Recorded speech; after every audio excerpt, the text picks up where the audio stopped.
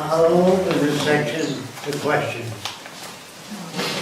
Oh, you want to dissect or ask any kind of question? There's no such thing as a dumb question. Any question you ask. Yes. A couple of us were wondering what you ate for your diet. I eat all kinds of stuff. I don't eat any special food. Okay. He used to be a vegetarian until he saw, like, cows got cancer and rabbits got cancer, right, and fish got cancer. And All the best vegetarians, even dinosaurs, had cancer of the bone too. I don't know. I think that organic food would be the best. Organic vegetarianism, if you wanted to. If you want to go that routine. Stay away from sugar. right. Okay. That would be, yes. Did you want to mention response in the living and non-living? I don't know what you mean. He said, do you want to mention lobe response in the living and non-living mechanistic That's a hard concept? book to understand. Well, the Mechanistic cucumber concept. though. Hard to get. The cucumber, in terms of vegetarianism, I think he's talking about how the No, he doesn't cucumber, talk about that. Though, No. that was Bose. Bose? Yeah. Okay. The cucumber. How the cucumber. oh, the cucumber feels more pain. They took a needle and stuck it in the cucumber, and the pain registered very high. And so he wrote an unusual book called Response in the Living and Non-Living. The book is very old, hard to get, but it opens your mind to areas you never thought about, you know. Do vegetables feel pain? Is the question he asked. He measured all sorts of responses in different things. I heard lobsters scream when you boil them. I read somewhere. So even though you think they don't feel any pain, there's a sound that a lobster gives away before it's boiled or when it's boiling. Other for that, that's the shell of that. Yeah, I heard that was the gas expanding out of the lobster. That's interesting. But that's what screaming It's so is too. lightning. Any people back there? Oh, What are your beliefs on extraterrestrials? What are your beliefs on extraterrestrials? I don't deal with it because I don't know. And I can only give you an opinion. I'd rather not deal with it. I like the answer you used to give. He feels that there is intelligent life out there because they haven't come here. Fresco's answer. I really don't know. Question. In a resource-based economy, how would distribution be handled without any type of money to determine how it? Well, you go to a distribution center. You know how the library works? You don't bring any money to the library. They give you whatever book you want. But if you tell them how long you want it, that'd be better. Instead of just keeping it for 2 weeks or 3 weeks, if you don't return the books, you lose your library time. So you go to a distribution center, next door to the library is a camera center, where there's cameras. You can either check them out for a month or 2, and then return it to the nearest camera center. That makes more cameras available to more people. And let you can own it if you want it, but why bother? You want to use the camera a certain time, that's when you keep it. Take it with you on vacation. But you don't really want to own anything. You don't own the house you live in, but it's made to fit your needs. Whatever your interests are, the interior is furnished by you. But you don't want to own, you want to own the world. When you kick the bucket, it belongs to somebody else. So ownership is one of the producers of jealousy, envy, all kinds of terrible things. So we don't really want to own things. We want to use things. We want to go to the lawnmower company and check out a lawnmower and use it at that time, then to return it so someone else can use it. The concept of ownership, if you're brought up in a scarcity society, you want to own things, because you want them available. And people are afraid that we might run out of certain things, we won't be able to get them, so they want to own things. But in the future, we will make more things available, like the library. That's the way it's distributed. What Same about way. food? What about food distribution? Same way. There's the big restaurants where you go to. Instead of putting a kitchen in every home, we have in every district a restaurant that serves all kinds of food. Instead of every home having a refrigerator. Yes, GE would like that, but they wouldn't like the kitchen idea, the restaurant idea for every district. But what about the people that want to live outside of the city, like in the smaller homes that don't have fast access to that? Well, they're gonna lose them.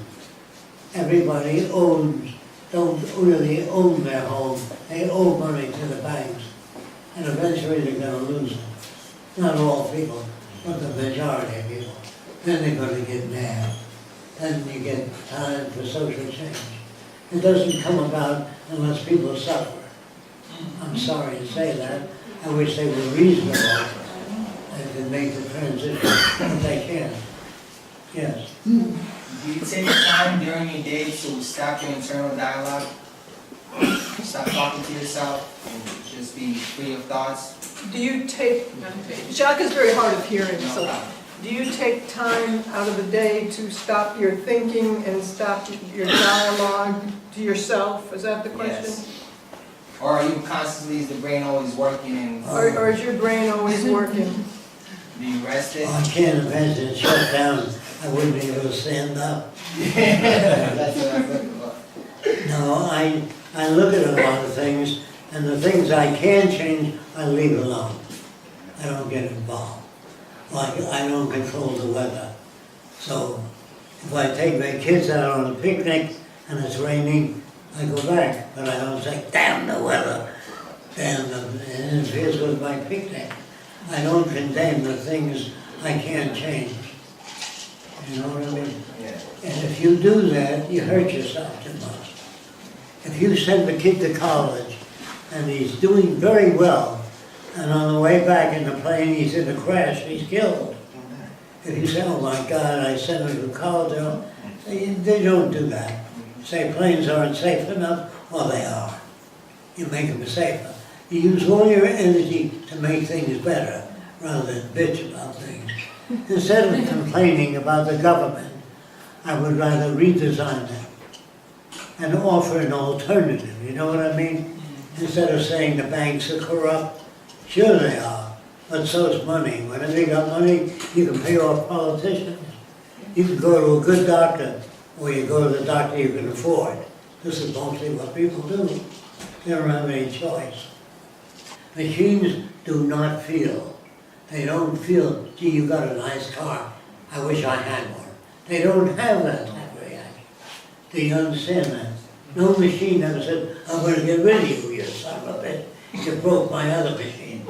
If you smash a brand new computer in front of 25 brand new ones, they don't say, we'll get you. If it isn't this week or next week, we'll get you. They don't feel. Do you understand that? Okay. So don't worry about machines taking over. They never did. It's men that drop bombs on cities. They press buttons. It's men that torture other fighters in the army. Think about it. It's man that put man in a stretch machine and pull them apart. It's man that inflicts the death penalty. The machines don't do anything like that. It's all man-made crap. And someday, I'd like to see a machine government. But the government doesn't make judgments. Let me see if I can describe that to you. The government never assumes any responsibility. Here's how the government works. It's connected to agriculture electrically. And if the ground has less nutrition, it turns on a pump to supply nutrition. If it has a long drought, it supplies water. The machine is connected to industry, transportation, people, and need. It's not connected to arbitrary decision-making. Politicians do that. They make decisions which they shouldn't do. You know what I mean? They just say, I don't know. And they should work and try to find out. If they find out, which they will eventually, that human behavior is shaped by culture, you have to redesign the culture. If you really find that out. And I believe I was shaped by the big depression, 1929, the crash. That's when I was a kid, and there was 15 million people unemployed, sleeping in every empty lot. And I walked around, I looked in the store windows, there were phonographs, radios, people didn't have the money to buy them, that's all. And what's wrong with the system is it was based on an earlier system, which didn't deal with those problems. Said it was tough luck if you were out of work. And factories had signs on them, no help wanted. So what can people do? They never thought of a better system. That's when communism and socialism came in. But they don't know what to do either. We had trouble with communism and socialism. And some people say, is your system communistic? Communism uses money. Communism has banks. Communism has armies and navies, prisons and police. We don't have any of those. We have nothing in common with any system ever invented. It's a totally different system. So when you leave here, if you like the Venus Project, talk to other people about it. It is not a political system. It's a system where science and technology produce the best they can, and it goes out there. We don't design things to wear out and break down. This system does. Engineers design things to wear out and break down. Then you have to go buy new things. There used to be one thing in your home that was designed not to wear out and break down, and it didn't belong to you. Nobody seems to remember what it is. Yeah. Your communities, the way it was presented. Just a minute, let me answer Oh, that first. sorry. The thing that didn't break down was the telephone. It belonged to the phone company. It was very well made. You could drop it on the ground, pick it up, use it for Big years. flat ones. But the phones you buy today, 3 weeks or a month, they begin to go out. They want you to buy, repair, and buy new things. That's what the fashion is all about. The spring fashion, the summer fashion, so you buy new clothes. Can I mention about the phone? Yes. My family that travels a lot, we used to live on Guam where they have severe typhoons every year, and we still have the phone from either my grandmother or my great-grandmother. It still works, and it doesn't require power. It only requires the phone line. It uses power from the phone line. It still works exactly how it did when they got it. Do you still lease it from the phone company? No, I think we either bought it or stole it. I don't remember. Now's the time to criticize. So if you have any criticism or anything you want answered, ask me now. Yes. Your communities, as I was saying, seem perfect. Do you feel that it would eliminate crime and, I guess crime and jealousy? I don't want to eliminate crime.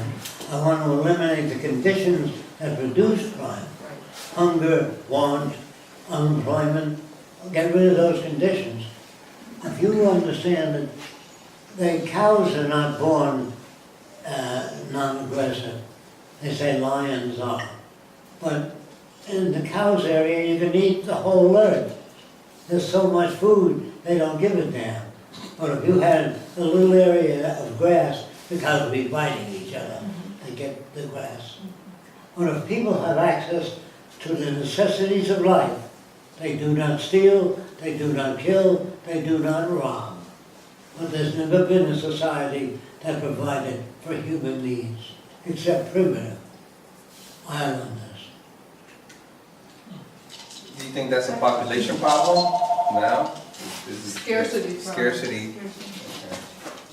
I have a question. Yes. She's right. What was your question, sir? Oh, I was just saying that if the population problem is what, I guess, causes the scarcity, right? Yeah, the population problem. First, you have to do a survey of what they call the carrying capacity of the earth. And if it can carry 7 billion people, if you reduce 8, you're going to have trouble.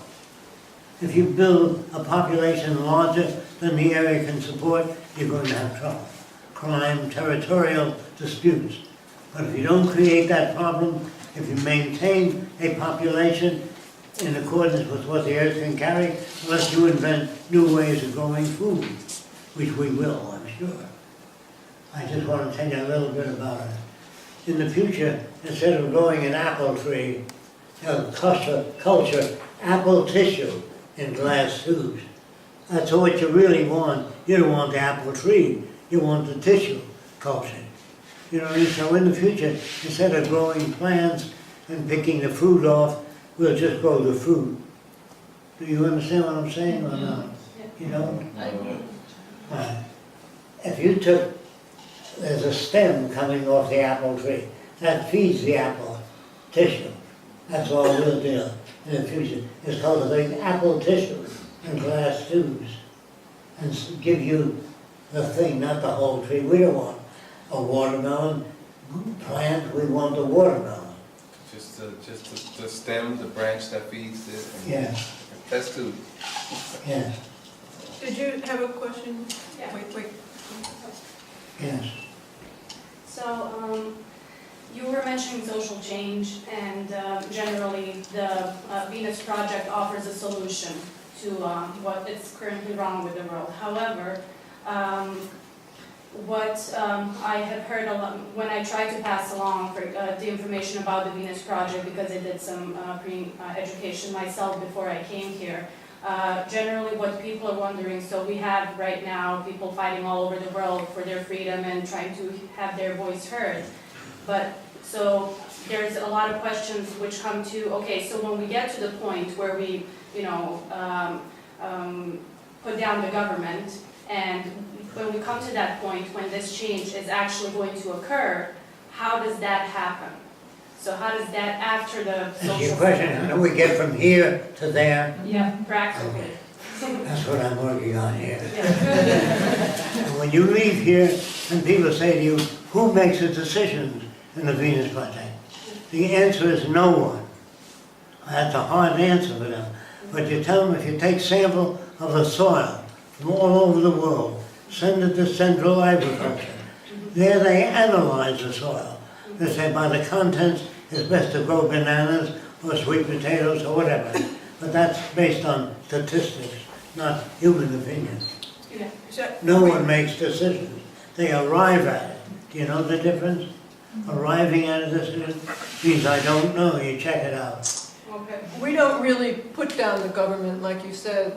The governments all over are collapsing, and they really don't know what to do because they've never come upon having so much technology displacing people, and people will not have the jobs to buy, and then they won't have the purchasing power to buy the goods and services turned out. That's actually, whether the Venus Project was around or not, that's the end of the free enterprise system, when they produce abundance without people doing it, and we're coming to that.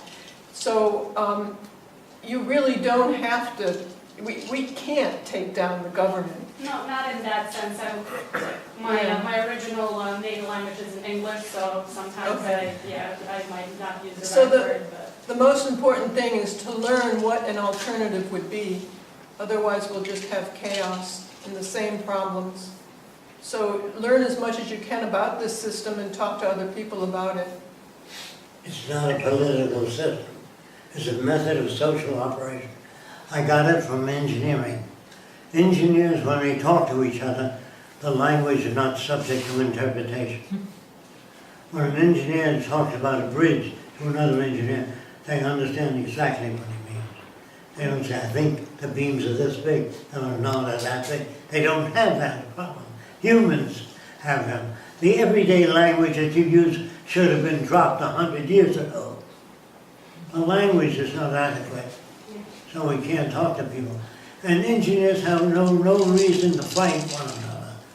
They say, how much a tensile strength does that wire have? The other reader says, I don't know. Puts it in the machine, and it said 50,000 pounds per square inch, it breaks, and they put that down.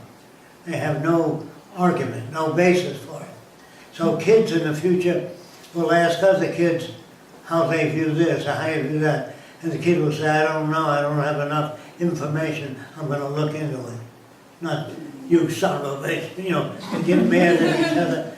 People will not fight, they will not go to see prize fights, because every time you punch a guy in the head, it damages the brain a little bit. So they won't go to see prize fights, because they're not brought up to that. And some jackass running with a football, same damn thing over and over again. People won't go to that, because they love it.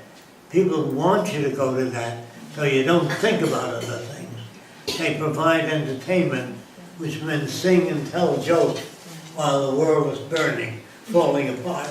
Some engineers are talking about terraforming Mars so we can live there, making an atmosphere while the Earth is falling apart. They're full of shit. You better take care of the Earth and make sure nothing happens here. Yes. Anybody else have a question? Yes. What part does nanotechnology have in a resource-based economy? What part does nanotechnology have in a resource-based economy? Well, is there anybody that doesn't know what nanotechnology is? It's taking atoms and moving them into a molecular pattern. They believe, they know with a certain type of telescope, a microscope they call it, you can grab an atom and put it where you want to. So it'll be the next 10 or 15 years, we'll be able to make whatever atomic structure we want. If you want meat already cooked, you stack the molecules in that fashion. And you don't need to kill a cow or take any life from an animal. You can make anything you want by arranging the atoms into that matter. That's what nanotechnology is.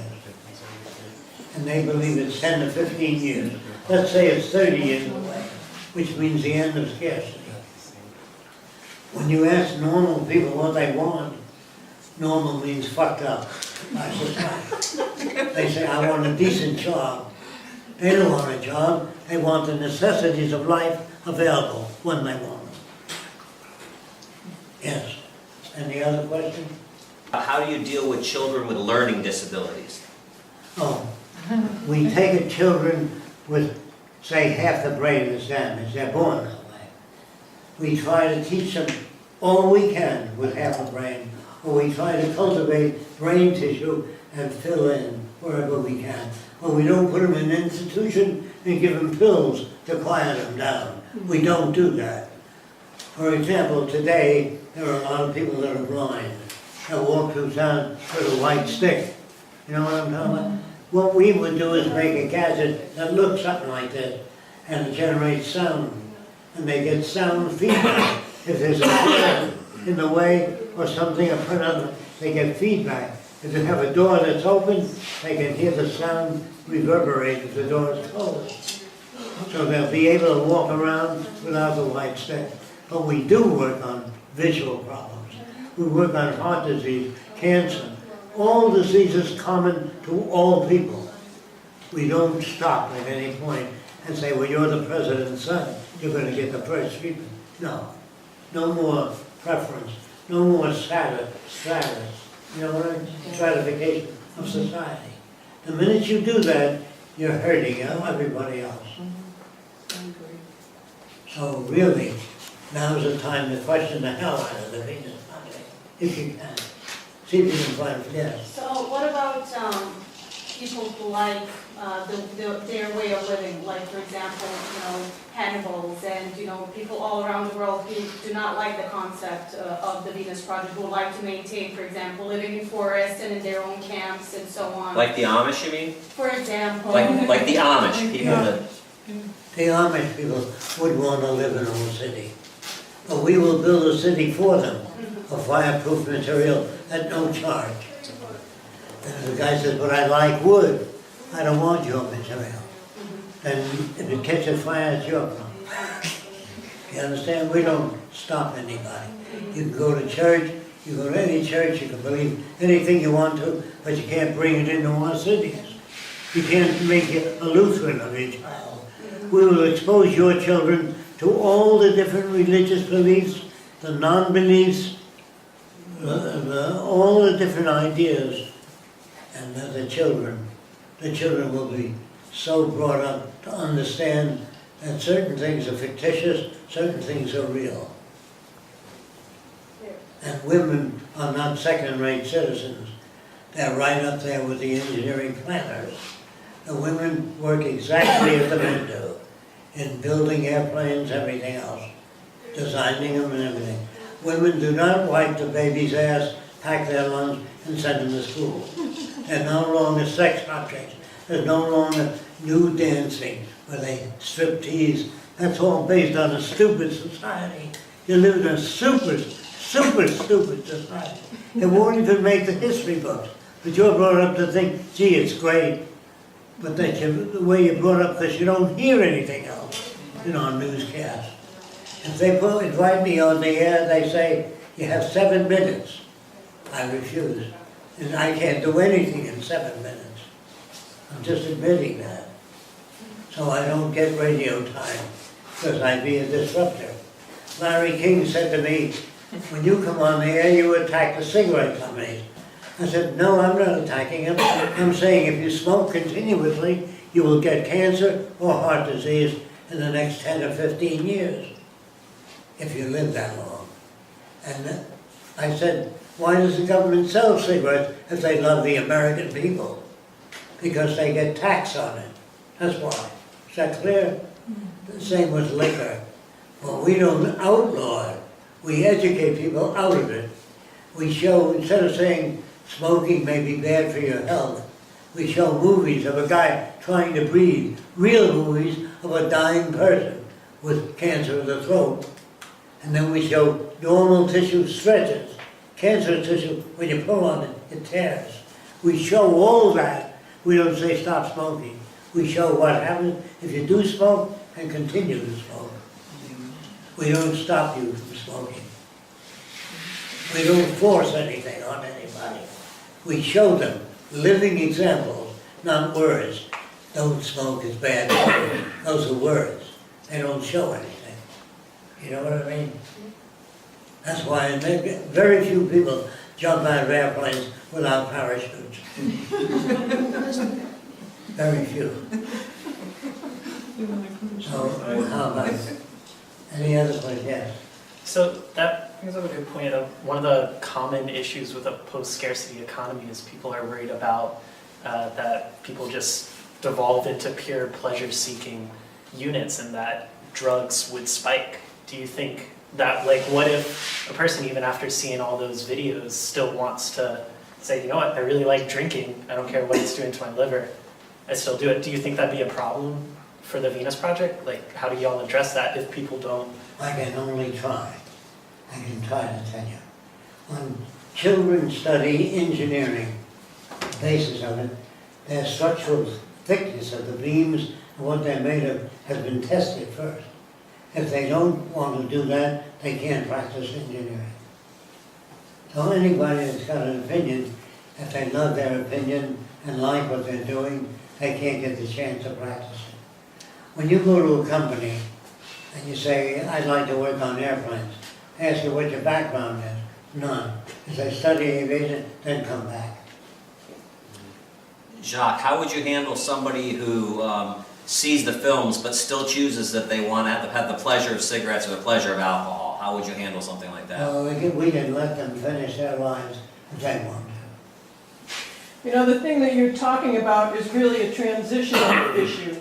People have been so flattened out in this culture, they're so stressed out, they're so bored, they're so overworked that all they want to do is come home and relax, and then they make entertainment for them to dumb them down to learn about anything else that just occupies their mind. In the future, when you're raised in a resource-based economy, kids will be raised to be interested in things, to be creative, and want to, from a very early age, learn how to solve problems and look at things and try and make them better.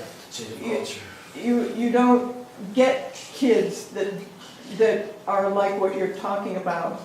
They're, once you learn engineering and technology and how to do things, and you have free access to learn that, you perpetuate that.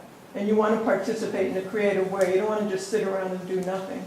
That behavior is usually pushed anyway. I don't think I've ever heard of a single child or a young person who had their first cigarette or their first drink of alcohol and didn't think it was like the worst thing they ever. I mean, they're conditioned eventually into it as an escape mechanism. But most people, their first beer is like, oh, this is delicious. They're like, oh, this is kerosene, you know what I mean? But you get, again, you force yourself to use the same thing with cigarettes. They're usually choking on it the first time they try it. I mean, We're able to make cigarettes. We don't force people to do anything. For example, today, when a couple get married today, the average marriage today lasts 5 years. Because people really don't have much in common. And the word love doesn't have much meaning with people. When a guy says to a girl, I love you, does he want to get laid? Does he concern himself with the girl? That's very hard to know. Well, in the future, you'll know because love, the word will be thrown out and the new word will take its place called extensionality. That means an extensional device enables you to grab a can off the top shelf. And when people are extensional to you, they make your life better through knowledge by helping you understand things. Because a guy says to a girl, I love you, that's a nothing thing. It offers nothing. You know what I mean? But if he treats her decently and explains things to her, or she explains things to him, that's real love, or extensionality. But today, when a guy says, I love your dimples when you smile, I love the way your hair falls naturally over your shoulder, all that's bullshit. But I can't tell you that it'll be eradicated. It'll be outgrown, not eradicated. Nobody puts up a law and say, you can't talk to girls that way. It's just outgrown, you know what I mean? They no longer do it. Like you no longer go to a guy to put shoes on your horses. He's gone. The Iceman's gone. But the elevator operator's gone. They don't exist in modern buildings. Yes. Do you think that some of the things you talk about are inevitable if humans don't kill themselves? I don't know that. We may kill each other in nuclear war. I don't know that. Don't ask me, do you think we'll live free of war? That depends on how much work you do when you leave here. The more work you do on changing people, the less problems we'll have in the transition. But if you leave here and do nothing, nothing will happen. And there are other problems other than just war. We're poisoning the air, we're poisoning the food, we're poisoning the earth. The environment. There's so many things that are so destructive. And you say it doesn't affect me, so I'm not going to do anything yet. If you wait too long, there's a point of no return. We haven't reached that yet. That's why I'm working. So do whatever you can talking to you. The Venus Project has nothing to do with words like love and kindness, because it has no poverty, no unemployed, and no old folks that can't get to the hospital. All of those people are taken care of. There's no more charity, no more goodwill in this place. Everybody is taken care of. And you don't owe anything to anybody. The earth is here for the use of people, and all nations are treated the same. All the nations must join together and take care of the earth. If they don't do that, they'll kill each other. Do you understand what I'm saying? We're all the same. Filipinos, Greeks, Japanese, Chinese, all the same people. Only they're brought up in different environments, which is a pain in the neck. What we have to do is unify the world and devise a language that has common meaning, not subject to interpretation. That's what your major problem is, your language. So if you want more on that, the book is called Tyranny of Words by Stuart Chase. Another one is called Language in Thought and Action by Hayakawa. The subject is called Semantics, about meaning of words, how the same word to another person will offend them, but it will not. If I use the term bullshit, you know what I mean, I can't accept what you're saying. That's what it means. And like I said, nothing to do with the shit of a bull. There's no bad language. And if women want to be treated as equals, that's what happens when they come here. I don't hold back on my language because there's women here and children. If you bring children, that's your own problem. They'll be subject to the same language. Because children understand more than you think if you treat them right. Treat them like adults. Don't treat them as babies. If you gave a kid in the future a balloon, he said, what am I going to do with that? You don't say, well, I got a balloon and Billy's got one. None of that. Children will not behave like they behave today.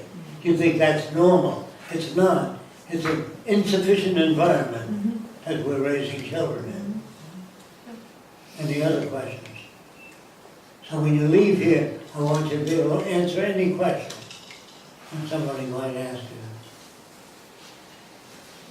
And not everybody is going to welcome a Venus Project with open arms, because they have their own projections. They think that it's a world run by scientists. Scientists don't run anything. The government once asked a group of scientists, can you put a man on the moon? They said, we don't know. What do you mean you don't know? We don't know what a man can stand. They said, we don't know what you're talking about, the government said. So they said, we have to put man in a centrifuge and whirl him around and see how many G's he can take. And if he can take 9 G's, you can take off at 7 G's. But if you take off at 10 G's, everybody will die. And if you give a man a glass of water in a spaceship and they drink it, the water will come out all around in the spaceship, all over the place. So you have to put it in a rubber tube and squeeze it in his mouth. Do you know what I mean? Because I don't know. That's what that means. I don't know. And if a man lives out in space, the calcium in his bones begin to disappear. He can't walk anymore. So you have to take all that stuff into consideration and come forward with, we don't know yet. They even made exercise machines in spaceships to get a person to work out. It doesn't stop the calcium loss. So they use, I don't know, which is wonderful to me. Those are the most important 3 words. If the average person learned to do that, to say, I don't really know. I used to ask people years ago, you think we'll ever get to the moon? Not in 1,000 years. I say, have you studied space science? No. Have you studied rockets? No. How do you do that? Because I was brought up to believe, like most of you people, everyone should have a right to their own opinion. Did you ever hear that? That's the way you're brought up. That's very dangerous. If you lived across the way from me and I see 10 guys coming out of your apartment, I can have all kinds of opinions. I should say I don't know what she does. She could be a language instructor, an art instructor, a ballet instructor. I don't know. What do I say? If you ask me, I'll tell you. Oh, that's dangerous. You're turning loose people against one another. Just learn how to say, I don't know, I can't, I don't have enough information. And that's what I'm trying to do, get that across to people. A freedom, total freedom is impossible to give people total freedom. Think about it. Any other questions? Yeah. What about the big question? People ask you, why am I here? Oh, yeah. Some girls came over to me and said, I think you were put here by God to make the earth a beautiful place. And she said, why am I here? She. I said, you're here because your father didn't use a condom. But everybody likes to believe they're here for a useful purpose, you know. I'm not here for any purpose. I just choose to take this direction rather than success in the business world.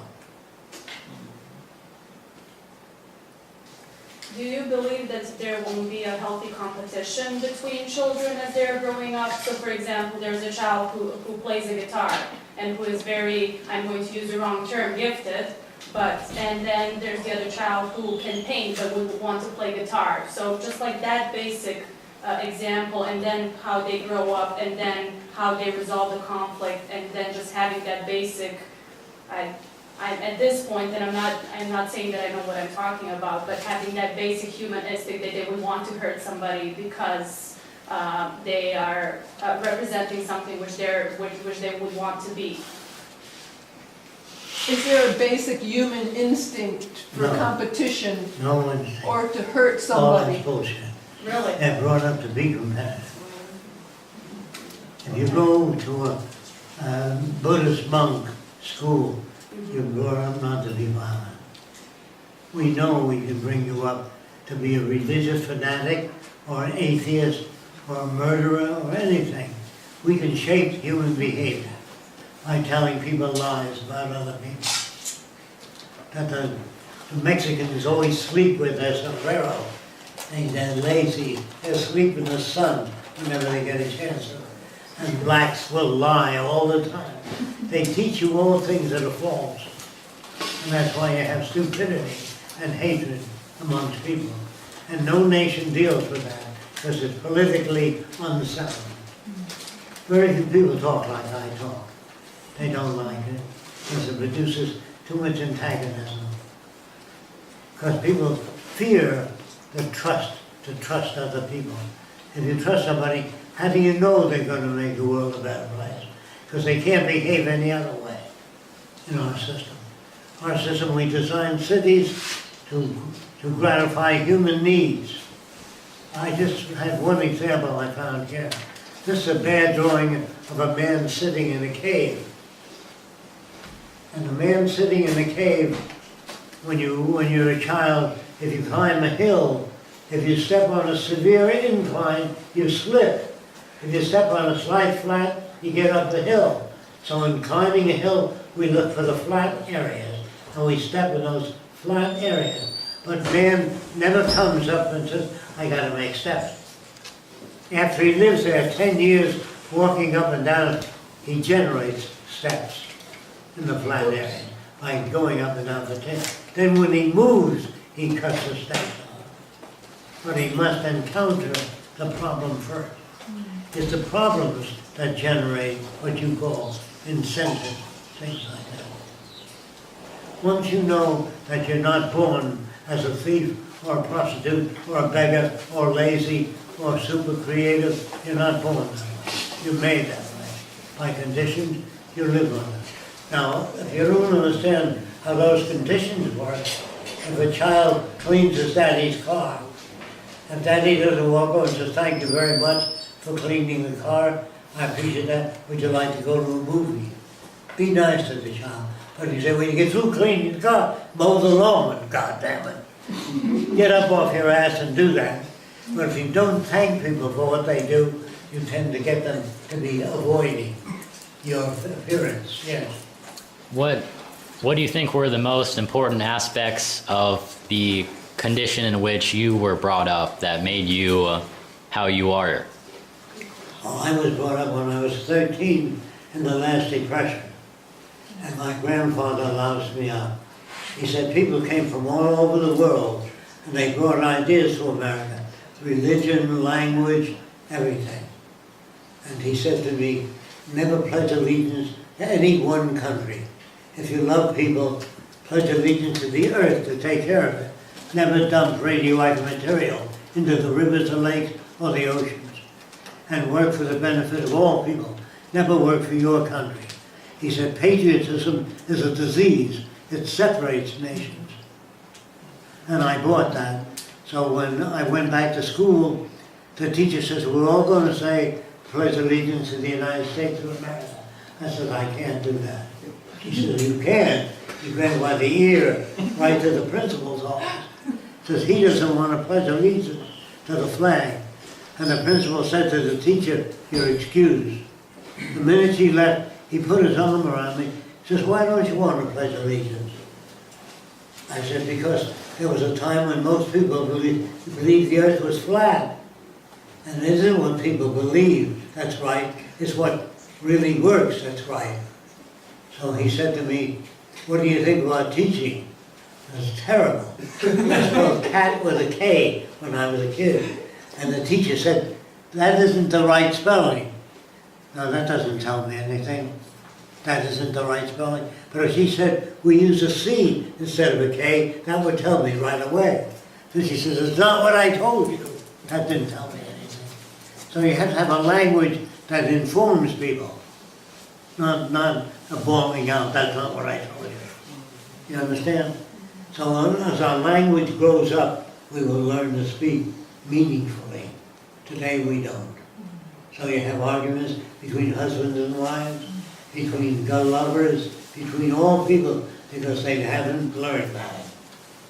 And once you learn that, you say, where are they coming from? And you adjust your language to where they're coming from. You know what I mean? What kind of professions should people be getting into right now in college or, you know, technical schools or whatever to Any kind of technical training. anything? But I'm asking because we're looking to go into college soon, and we wanted to know what kind of professions should we start getting into, or should just everybody start getting into Automation, to be productive? computer sciences, artificial intelligence, nanotechnology. I can give you a lot of different things. Anything in the Look at our physical website. sciences? Robotics. Anything in the physical sciences? Anything in the physical sciences. But sociology also. Not psychology. Not so. Psychology tries to adjust you to the system. Okay. I was actually thinking about psychology. What's that? I was actually thinking about psychology. It's what I did. Psychology. Before. What about it? I used to do psychology, but I've been looking at what other options I should be considering. Well, the problem is it's adjusting people to a sick system, so it's really Right. sort of counterproductive. I mean, Yeah, that's I my new understand options. They mean well, but Yeah. it's. Unless you go into behaviorism within psychology. Behaviors. Yeah, that's what I was kind of looking at. Any other questions? Yes. A lot of this development and these ideas are very technically oriented to produce the most efficient and practical ways of being efficient and so forth. What role does actual art have in this relative to being Are you practical talking about engineering fine and art? efficient? Yes. All right. First of all, you gotta remember that the artist that's brought up in a given society, they tell him what good art is, what bad art. I think Picasso is a lousy illustrator, myself. But hype, you know what that means? The publicist that pushed Picasso, he can't draw worth a shit. As far as representative drawings.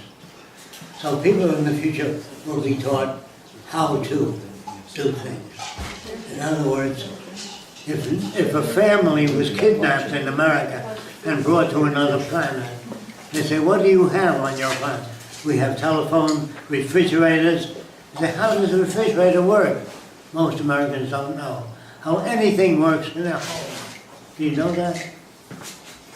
Most Americans. So how are you going to deal with that? Yes.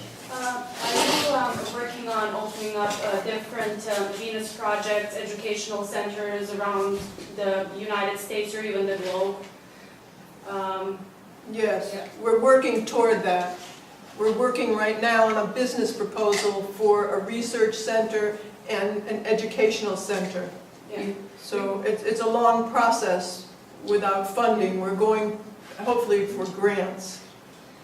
Yeah, so again, back to my question from before, how many people is working on this, and you said thousands and thousands all around the world. So if there are volunteers who believe in this project, isn't there a possibility to, even if they don't know how to educate or how to pass along this message, for them to be educated so that people would have, local centers where they can actually come and get this knowledge and get this idea, because a lot of people right now, especially where I'm from, for example, they don't even know about the Venus Project. I just learned from it at the beginning of this year once I moved to America. Slovenia, we have a good group in Slovenia. Mm-hmm. They just published a huge book on the Venus Project. Mm-hmm. Okay. How many languages?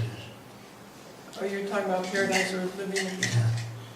Well, the last documentary we did was translated into 24 different languages. We have a linguistics team. No, 29, 30. 29, good, 30 now. Excuse me. All you can do is talk to people. You can't twist their wrist. Don't force anybody. But we have what's called, the activists have organized themselves and have established POCs, which are point of contacts for different locations around the world.